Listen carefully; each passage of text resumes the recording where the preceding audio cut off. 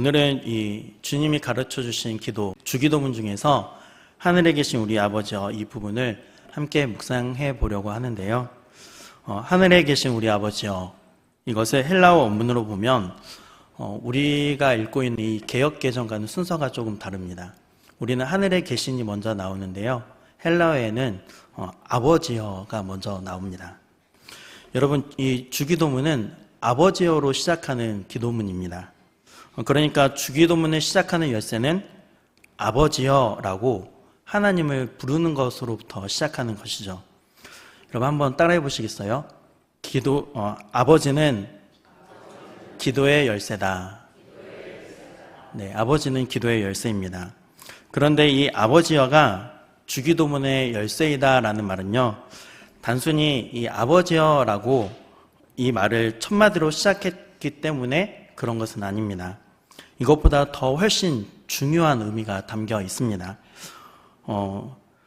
제가 지난주 금요철야 예배 때 말씀드렸던 것처럼 제자들은요, 그 당시에 기도에 열심을 내던 유대인들이었습니다. 그런데 그 제자들이 예수님께서 이 겟세마네 동산에서 기도하시던 그 모습을 보고 주님, 저희에게도 기도를 가르쳐 주세요 라고 부탁을 하죠. 아니, 어떻게 이 기도에 대해서 모르는 사람들이 예수님에게 기도를 가르쳐 달라고 말을 하면 그것은 이해가 되는데, 그렇게 열심히 기도를 하고 있던 이 제자들이 기도를 가르쳐 달라는 것이 통 이해가 되지 않잖아요. 그러면 왜 기도를 가르쳐 달라고 제자들은 부탁을 했던 것이었을까요? 그것은 자신들이 지금까지 해왔던 기도와 예수님이 했던 기도가 다르다라는 것을 깨달았기 때문이었습니다. 뿐만 아니라 예수님이 기도하시는 것을 보니까 우리가 기도했던 것하고 예수님이 하시는 그 기도 중에서 뭐가 진짜 같은지, 주님이 하시는 기도가 진짜 기도인 것 같다는 생각을 하게 된 것이죠. 그래서 우리가 지금까지 해왔던 이 기도 말고 지금 우리가 보고 들었던 이 예수님의 기도를 우리가 배워보고 싶다라는 생각을 하게 된 것입니다. 그렇다면 이 제자들이 해왔던 기도와 예수님이 했던 기도의 차이점은 무엇이었을까요? 무엇이 가장 큰 차이였을까요? 바로 하나님을 아버지라고 부르는 것이었습니다. 예수님 당시에 회당에서 유대인들이 암송했던 기도문이 있습니다. 그게 뭐냐면 카디시라는 기도문인데요. 우리가 지금 예배 때 이 주기도문을 암송하는 것처럼 유대인들은 회당에서 하나님을 예배할 때 늘 이 카디시를 암송했습니다. 그 카디시를 잠깐 소개해 보겠습니다. 네, 같이 한번 읽어볼까요? 그분의 이름이 높여지고 거룩히 여겨지리이다.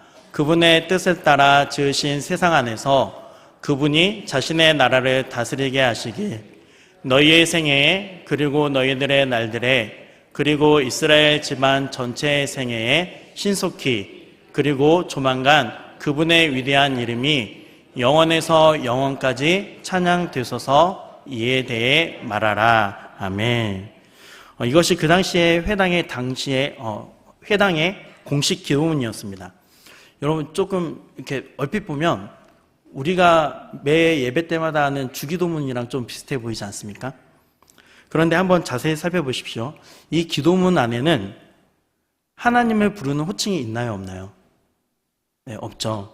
제가 파란색 글씨로 이렇게 표시를 해놨는데 하나님을 부르는 것이 2인칭이 아니라 3인칭으로 되어 있어요. 그러니까 하나님을 하나님이라고 부르지 못하고 그분이라고 표현을 하고 있는 거죠. 그러면 왜 이 유대인들은 하나님을 하나님이라고 부르지 않고 왜 그분이라고 표현하고 있을까요? 유대인들은 다들 아시는 것처럼 율법을 굉장히 매우 잘 지키는 사람들이었습니다. 그래서 10계명령 중에 어떤 계명이 있죠? 하나님의 이름을 망령되이 일컫지 말아라. 그 명령이 있잖아요.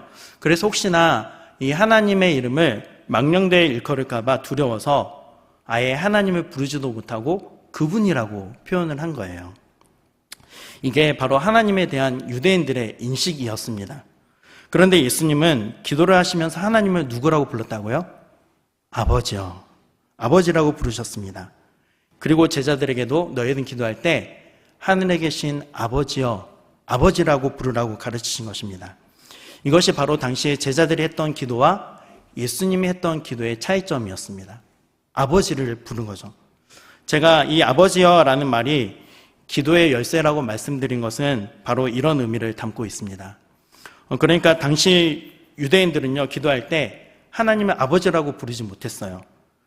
여러분, 왜 그랬을까요? 그 이유를 생각해 보면요, 구약에서 하나님의 이름이 언급되잖아요. 출애굽기를 보면 모세가 하나님을 만나고 하나님의 이름이 무엇입니까? 라고 질문을 합니다. 그때 하나님은 나는 스스로 있는 자다, 나는 여호와다 라고 말씀을 해주시거든요. 이 여호와라는 이름은 원래 히브리어는 모음이 없습니다. 자음만 있으니까 이 히브리 사람들은 이 여호와라는 말을 야훼라고 불렀습니다.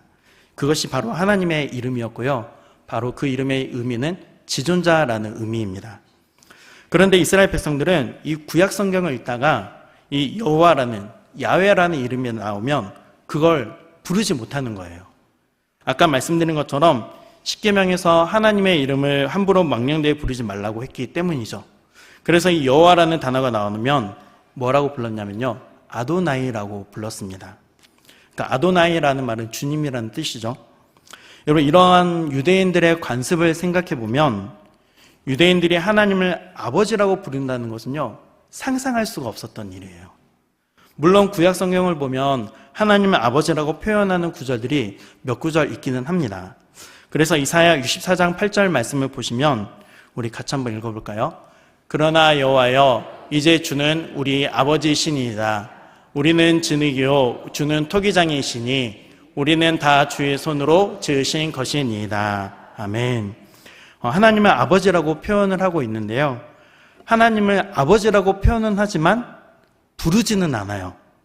그러면 어떤 면에서 하나님을 아버지라고 표현하고 있냐면요, 하나님이 우리를 만드셨다라는 거예요. 그러니까 유대인들도 하나님이 우리를 창조하셨기 때문에 하나님은 우리의 아버지가 되신다, 이것은 이해하고 있었지만 실제로 하나님을 아버지라고 부르지 못하고 있었던 거죠. 그런데 우리가 여기서 한 가지 더 주목할 부분이 있습니다.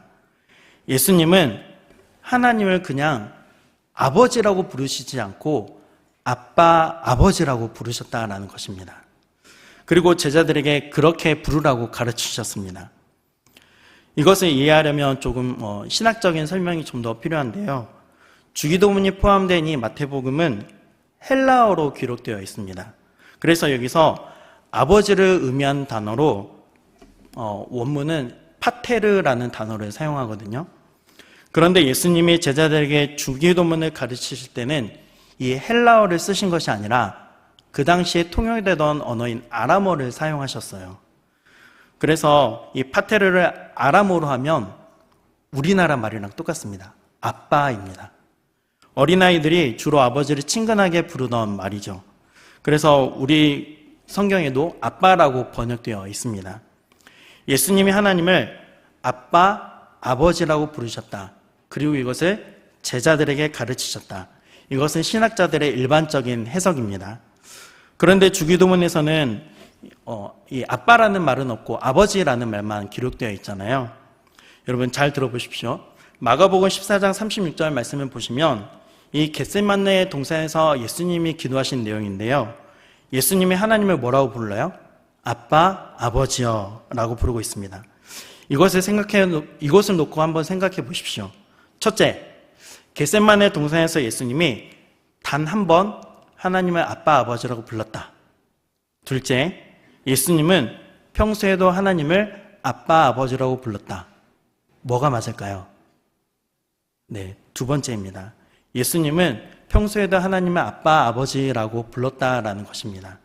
이것을 생각해 보면 주기도문에 하늘에 계신 우리의 아버지여라는 것은요, 원래 예수님이 가르치신 말로는 하늘에 계신 우리 아빠, 아버지여라는 말이라는 거죠. 갈라디아서 4장 6절 말씀도 보시면 사도 바울은 갈라디아 성도들에게 이렇게 말하고 있는데요, 너희가 아들이기 때문에 하나님이 그 아들의 영을 우리 마음에 보내셔서 지금 너희가 하나님을 뭐라고 부르게 하셨다고요? 아빠, 아버지라고 부르게 하셨다. 그러니까 그 당시 이방인 교회에서도 하나님께 기도할 때 아빠, 아버지라고 부르고 있었다라는 거예요. 이게 초대교회의 모습이었습니다. 이것을 다음과 같이 이제 정리해 볼 수 있는데요. 예수님이 하나님을 아빠, 아버지라고 불렀습니다. 그리고 제자들이 기도를 가르쳐 달라고 하자 너희는 하나님을 부를 때 더 이상 너희가 불러왔던 아도나이라고 부르지 말고 아빠, 아버지라고 불러라 라고 말씀하셨습니다. 그리고 제자들이 나중에 초대교회를 이루어서 가르치는 모든 성도들에게 너희는 모두 아빠, 아버지라고 불러라 그렇게 가르쳤고요. 또 초대교회가 선교를 하면서 이방인 교회에 이것을 가르친 것입니다. 그래서 갈라디아 교회는 아람어를 사용하지 않았는데도 불구하고 아람어의 말인 아빠라는 말을 사용하여서 하나님을 아빠, 아버지라고 부르고 있었다라는 것입니다. 사랑하는 여러분, 이처럼 초대교회의 전통은 하나님을 아빠, 아버지라고 부르는 전통이 있었습니다. 그런데 여기서 우리가 한 가지 더 주목해 보아야 할 사실이 있습니다. 예수님은요, 하나님을 그냥 아빠, 아버지라고 부르신 것이 아니라 그 앞에 하늘에 계신 아빠, 아버지라고 부르도록 하신 것입니다. 그러면 우리는 너무 궁금하잖아요. 아빠, 아버지를 부르는데 왜 하늘에 계신 아빠, 아버지라고 불러야 하는가입니다. 하늘에 계신 아빠, 아버지. 이 말은 하늘과 땅을 대조를 해서 하나님이 어디에 계시다는 거죠? 네, 하늘에 계신다라는 거잖아요. 우리가 쉽게 이렇게 이해를 합니다. 그래서 아빠, 아버지는 하늘에 계시는구나, 천국에 계시는구나 라고 이해를 합니다. 여러분, 그런데요, 그것이 아닙니다. 잘 들어보십시오. 헬라어 원문을 보면 여기서 하늘에 계신이라고 할 때 이 하늘에 계시는 단수가 아니에요. 복수입니다. 그러니까 헬라어 원어를 그대로 번역을 하면 하나님은 하늘에 계실까요? 하늘들에 계실까요? 네, 하늘들입니다. 그러면 하나님 아빠, 아버지가 하늘들에 계신다라는 것은 무슨 뜻일까요? 여기서 우리는 유대인들이 하늘을 어떻게 생각했는지를 이해해야 할 필요가 있습니다. 당시 유대인들은요, 하늘을요, 세 개로 구분을 했어요. 첫째 하늘은 뭐냐면 대기권입니다. 우리가 볼 때 구름이 떠다니는 곳, 푸른 하늘, 그게 첫 번째 하늘이고요. 둘째 하늘은 해와 달, 별들이 있는 우주 공간을 이야기해요. 그런데 셋째 하늘, 구약 성경에서는 이것이 하늘들의 하늘이라고 번역을 많이 해왔는데요. 그게 어디냐면 바로 하나님이 계신 곳, 천국을 의미했습니다. 그래서 그리고 고린도후서 12장 2절에서 바울은 이렇게 말을 하죠. 나는 14년 전에 셋째 하늘에 이끌려 갔다 왔다. 여러분, 그러면 지금 바울은 어디에 갔다 왔다는 거예요? 천국에 갔다 왔다라는 거잖아요. 나는 천국에 다녀왔습니다. 그래서 누구를 만났다는 거죠? 하나님을 만나고 왔습니다. 지금 이렇게 이야기를 합니다. 이것이 바로 유대인들이 가지고 있던 하늘관이었습니다. 따라서 아빠, 아버지가 하늘들에 계신다. 이 말은 땅과 하늘이 대조되는 그 하늘에 계신다는 그런 의미가 아니라요, 이 땅을 포함한 온 우주를 포함한 모든 곳에 하나님이 계신다라는 의미입니다. 그러니까 하나님은 천국에만 계시는 것이 아니라 이 온 우주 속에 계시고 우리가 살고 있는 이 땅 가운데에서도 하나님이 계신다라는 거예요. 하나님은 무소부재하신 분이시기 때문에 어디든지 계시다라는 거죠. 그렇기 때문에 모든 것에 계시는 하나님은 모든 것을 다 알고 계세요. 그리고 이 모든 것들을 다스리고 계십니다. 바로 이것들이 이 말이 이 하늘들에 계신다라는 의미입니다. 따라서 하나님은 이 온 우주의 통치자라는 의미가 되는 거죠. 그래서 시편 115편 3절 말씀을 보면 이렇게 말하고 있습니다. 함께 읽어볼까요? 오직 우리 하나님은 하늘에 계셔서 원하시는 모든 것을 행하셨나이다. 아멘. 하나님이 온 우주의 통치자라는 것을 밝혀내고 있습니다. 그리고 역대하 20장 6절 말씀도 보시면 하늘이라는 단어가 나오는데 히브리어 원문은 복수입니다. 우리 같이 한번 읽어볼까요? 이르되 우리 조상들의 하나님 여호와여, 주는 하늘에서 하나님이 아니시나이까? 이방 사람들의 모든 나라를 다스리지 아니하시나이까. 주의 손에 권세와 능력이 있사오니 능히 주와 맞설 사람이 없나이다. 아멘. 여러분, 하늘에 계시는 하나님은 어떤 분이십니까? 세상을 만들어 놓고 구경만 하시는 분이 아니라요, 지금도 역사를 다스리시고 지금도 나라들을 주관하시고 온 우주의 주권자이시며 통치자라는 것을 말씀해 주고 있습니다. 이 통치자이신 아빠 아버지가 바로 하늘들에 계신다라는 것입니다. 사랑하는 여러분, 그러므로 예수님은 기도할 때 너희가 기도하는 대상은 하늘에 계신 아빠 아버지이시다. 그런데 그분은 하늘들에 계신다. 그래서 모든 것들을 다 아신다. 이 역사를 움직이고 계시고 이 사회를 통치하고 계신다. 주님이 다스리지는 못하는 나라는 하나도 없다. 그 전능하신 통치자가 바로 우리의 아빠 아버지라는 것을 기억하고 기도하라는 것입니다. 여러분, 그런데요, 하나님이 이런 아빠 아버지라는 진리가 가슴속 깊이 와닿지 못하시는 분들도 계시는 것 같아요.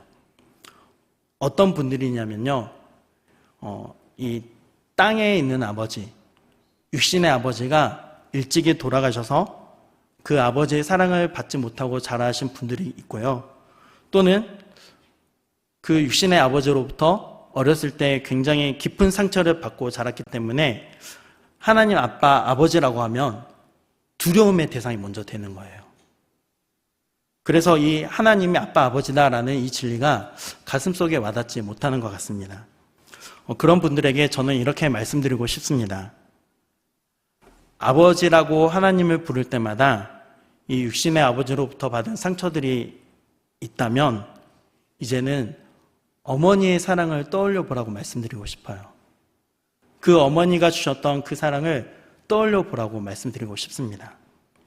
그런데 또 이 어머니의 사랑도 받지 못했다면요, 내가 살아오면서 내 인생 가운데 나를 사랑해 주셨던 그 어른의 사랑을 기억해 보라고 말씀드리고 싶습니다. 그래서 그 사랑보다 하늘에 계신 우리 아빠 아버지의 사랑이 훨씬 큰 사랑이라는 것을 말씀드리고 싶습니다. 사랑하는 여러분, 우리는 예수님이 하늘에 계신 아빠 아버지라고 하나님을 부르라고 하신 것을 단순히 넘겨서는 안 됩니다. 왜냐하면 이 말씀 속에는요, 하나님께서 우리가 누려야 할 아빠 아버지라는 그 예수님의 마음이 담겨 있기 때문입니다. 목사님, 저는 땅에 있는 아버지가 저를 참 많이 사랑해 주셨습니다.